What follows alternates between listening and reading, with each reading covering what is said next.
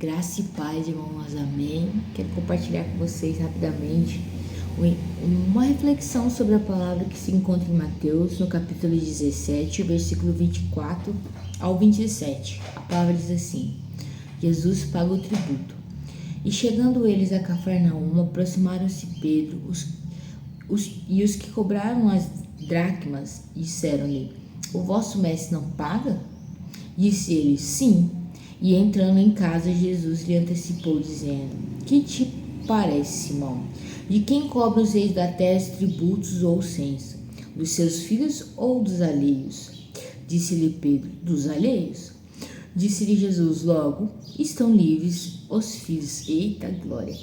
Mas para que não escandalizemos, vai ao mar, lança o anzol, tira primeiro o peixe que subir, e abrindo-lhe a boca, encontrará um estamper. Toma-o e dá-o por mim e por ti. Aleluia. Cara, olhando essa palavra que a gente já consegue ter uma dimensão daquilo que Jesus já está anunciando. Essa palavra logo antes aqui, Jesus já anunciou: o Filho do Homem será entregue às mãos dos homens e matá-lo-ão, e ao terceiro dia ele ressuscitará. E eles se entristeceram, né? Aqui no versículo 22 e 23 narra isso que eu acabei de ler. Então, aqui Jesus já revela o grande propósito. O Filho do Homem vem para morrer em favor de muitos. E eles ficam tristes. E acontece esse outro episódio logo em seguida, que é a cobrança dos tributos, e o Senhor usa isso para continuar abrindo a visão dos discípulos, né? Mais ali de Pedro que está com ele. E aí ele pergunta assim: olha, Pedro, se cobra imposto, né? Os reis, os donos da terra, eles cobram esses tributos dos seus filhos, ou eles cobram tributos daqueles que são alheios a ele, que são seus que são seus subordinados? Aí a palavra vem dizendo assim que Pedro responde: poxa, não cobra dos filhos, cobra só dos alheios. E aí Jesus fala: exato, os filhos, eles estão livres de pagar os tributos. Eita glória, o que significa? Jesus está falando aqui: olha, lembra que eu falei que eu ia morrer? Lembra? Aquilo ali é um preço que eu vou pagar, e esse preço eu vou pagar pelos filhos, e os filhos estão isentos de pagar esses tributos depois, porque já foi pago aqui. Eita glória, ó, arrepio aqui. E aí a Bíblia vai continuar dizendo, né? Sim, os filhos estão livres, você está certo, Jesus disse a Pedro. E ele continua dizendo: mas para que não nos escandalizemos, ou seja, parece que as pessoas elas não olhem para nós e falam assim: nossa, olha aí, ó, esse cara aí, poxa, não tem grana. Ou não tá certo isso, eu pago, por que ele não paga? Ah, esse cara aí, meu, ele é devedor. Para que não achassem falta em Jesus e em seus discípulos, né? No caso ali que a gente está falando, que Pedro, para que não achassem falta, você fala assim: olha, para que as pessoas não fiquem escandalizadas, porque a gente já tem esse entendimento de que tudo é meu, então a gente vai pagar. Pedro não questiona, não fala: mas Deus, a gente não tem dinheiro, Jesus, a gente... Não. Antes disso, Jesus já traz a providência, aleluia. Jesus diz assim, ó: vai lá. E foi o único momento que Jesus autoriza Pedro a voltar a ser pescador, assim, por um breve momento. E não é voltar a ser pescador, é utilizar daquilo que ele já aprendeu a exercer no reino. Então ele era pescador, o Senhor chamou ele para ser pescador de almas. E agora esse momento que ele tá ali, Jesus mesmo diz: vai lá, pesca um peixe, o primeiro que você pescar. Ele não tá falando escolhe o primeiro que eu mandar. Você vai abrir a boca desse peixe e lá você vai encontrar uma dracma, e essa dracma você vai pagar o tributo para mim e para você. A palavra diz assim, ó: abrindo a boca encontrará. E aqui nós estamos diante de uma circunstância linda, porque o Senhor ele vem aqui utilizando daquela habilidade de Pedro, que outrora ele abriu mão por Jesus, É como se Jesus estivesse falando assim, olha, eu sei quem você é, eu sei o que tem em você de potencial e eu não esqueci. Então use esse potencial que há em você para fazer para o meu reino dessa vez. Eita, porque toda vez que Pedro pescava e ele não conseguia, né? Tentava pescar, a palavra é correta. Toda vez que ele tentava pescar e não conseguia, Jesus chegava e falava para ele assim, olha, Pedro, joga a rede do outro lado. Ou seja, o lugar que a gente está empregando as nossas forças, as nossas habilidades, os nossos talentos, talvez não seja o lugar que o Senhor quer que a gente esteja aplicando nossas habilidades, nossos talentos. Por isso que não tem tido frutos, não tem tido recompensas dos nossos esforços. Mas hoje Jesus diz assim, olha, taca a rede pro outro lado. Emprega suas forças, emprega sua habilidade, o dom e o talento que eu te dei no outro lado. E esse lado, cara, é no meu reino. Porque a partir do momento que Pedro precisou pescar uma vez sob a palavra de Jesus, já houve recompensa, já houve o fruto do trabalho dele. Enquanto nas outras duas passagens em que Pedro é citado pescando, ele passa muito tempo lá e não pesca nada. Então, o que nós podemos ter essa noção de que o Senhor Jesus, sobre a palavra de Jesus, empregando aquilo que Jesus já nos deu, porque todo dom e o talento ele deu. A palavra ele vai dizer que ele vai narrar numa parábola, a parábola dos talentos. A parábola dos talentos diz assim: o Senhor ele vem e dá talentos, que na época esses talentos eram tipo moedas de ouro. Esses talentos, né, na época era dado a cada um dos seus funcionários. A um era dado a outro era dado 2, 3, assim sucessivamente, para que eles, quando voltassem, entregassem ao seu Senhor. Ou seja, o talento e o dom que o Senhor nos deu, ele não é para nós. Isso tudo será cobrado na vinda do Senhor, porque ele nos dá a título de posse, mas isso não é nosso. O dom ele vem de Deus, o talento ele vem de Deus, e tudo isso nós devemos devolver. E devolver, a palavra diz assim, que com juros. Juros, digo assim, né, da parábola. Porque a parábola, vou entrar nessa parábola rapidinho. A parábola ela vai contar que aquele que tinha 4 moedas investiu num banco, né? Salvo engano, ele investiu e aí ele trouxe 8 moedas. O que tinha 2 moedas fez a mesma coisa e voltou com 4 moedas. Todos multiplicaram essas moedas, mas aquele que só tinha uma moeda, por achar que era só uma, que não era suficiente, ele aguardou, ele a enterrou. E quando o Senhor voltou, porque ele não disse quando ele ia voltar, então quando ele voltou, talvez depois de muito tempo, ele voltou para buscar esses talentos. E aí, quando ele chegou nesse servo que não fez nada com o talento dele, apenas escondeu com medo de se perder, se estragar. E aí a Bíblia diz assim, olha, que ele fala assim, olha, servo mau e infiel.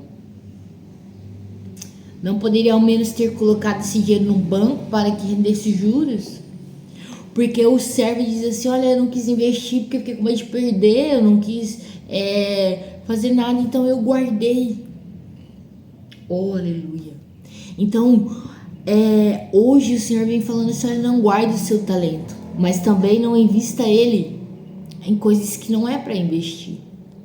Porque quando está sobre a minha palavra, há recompensa, como foi aqui com Pedro. E aí voltando, né, para a conjectura da palavra, né, quando Jesus vai morrer, ele tá falando assim, olha que eu vou morrer e tal, e aqui é o Senhor elucidando isso para Pedro, olha, o peixe trouxe uma recompensa dentro de si, para que essa moeda fosse tirada da boca do peixe, possivelmente ele teria que morrer, haveria um sacrifício ali. E esse sacrifício ele pagaria o tributo não só daquele a quem falou, que era Jesus, mas daquele a quem obedeceu. Eita glória, aleluia. Esse tributo aqui foi pago não só de Jesus, que foi quem saiu a promessa, Não. Foi pago o tributo de Pedro, que obedeceu e foi lá. Então, esse aqui é uma elucidação, não é? De como seria o sacrifício. O Filho do Homem morreria. E dentro dele haveria algo que nos abençoaria, que seria a presença do Espírito Santo, porque a palavra de Deus diz, eu vou, mas não vos deixarei só, eu enviarei o Consolador, e para que ele venha é necessário que eu vá. Então, olha como é lindo essa palavra, se nós pensarmos em toda a trajetória de Jesus. Então ele vem falando assim, olha, abre a boca do peixe.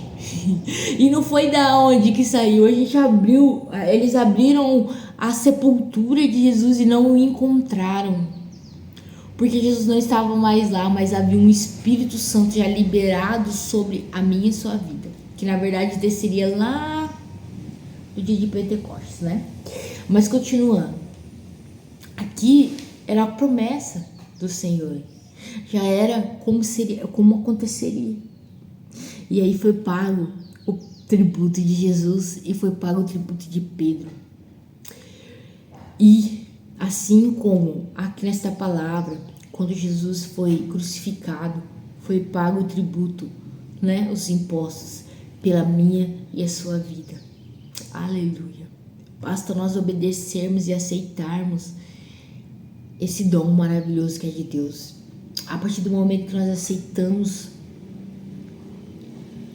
o sacrifício do Senhor Jesus, a partir do momento que nós obedecemos os seus princípios, os seus mandamentos, e não nos desviamos nem para a direita nem para a esquerda, a palavra de Deus diz que há abundância nas nossas vidas, há prosperidade. Salvo engano foi Josué, quando o Senhor adverte a Josué, eu vou te levantar como Moisés, e eu serei contigo e você será comigo. E nós vamos ser assim, parceiro, brother, amigo, camarada. Mas não te desvies nem para a direita nem para a esquerda. Mas ser um varão valoroso, prudente. Cola em mim que você brilha. Era basicamente o que Jesus estava dizendo a Josué. O segredo da prosperidade, o segredo do sucesso é ter Jesus ao lado. E essa palavra ela mostra. Pedro mostra para nós que tendo Jesus do nosso lado, ouvindo Jesus, obedecendo a Jesus, há sucesso. Toda palavra lançada sobre a tua vida, toda profecia lançada sobre a sua vida, pela autoridade do nome de Jesus, se cumprirá. Basta com que você ouça e obedeça tudo aquilo que ele lhe pedir, e vai acontecer. Os seus tributos, o principal já está pago lá na cruz. Se você aceitou Jesus como seu único e suficiente Salvador, essa graça já te alcançou, esse tributo já foi pago. Mas para você encontrar algo, precioso, como essa dracma dentro da boca do peixe, é necessário obedecer. Para chegarmos até as promessas do Senhor Jesus, para nos deleitarmos daquilo que o Senhor nos prometeu ainda em terra, aqui em vida, nessa terra, neste mundo, nós precisamos obedecer ao Senhor. Nós precisamos obedecer, porque um pai ele não dá um carro para o filho de 12 anos, ainda que ame muito ele, porque o filho de 12 anos vai bater esse carro, vai quebrar a cara ou provavelmente vai matar outra pessoa. E aqui o Senhor é como o nosso Pai, Ele tem essa prudência de entender qual é o tempo certo de nos dar aquilo que Ele nos prometeu. A palavra diz assim, olha, vocês que são maus, dá coisas boas para os seus filhos, porque que eu, Deus do céu, perfeito, maravilhoso, top das galáxias, vou dar coisas ruins para vocês. Fica atento, eu quero te dar coisas boas, mas você precisa estar preparado, e essa preparação ela vem com obediência na palavra, dos princípios, daquilo que o Senhor Ele nos dá. E é assim que nós crescemos, é assim que nós desenvolvemos em Cristo, e as coisas que chegam até nós em glória, pela misericórdia do Senhor, pelos propósitos, pelas promessas, elas vão ter um peso não só para a minha vida, uma felicidade não só para a minha vida, um benefício não só para a minha vida, mas para aqueles que estão ao redor de mim.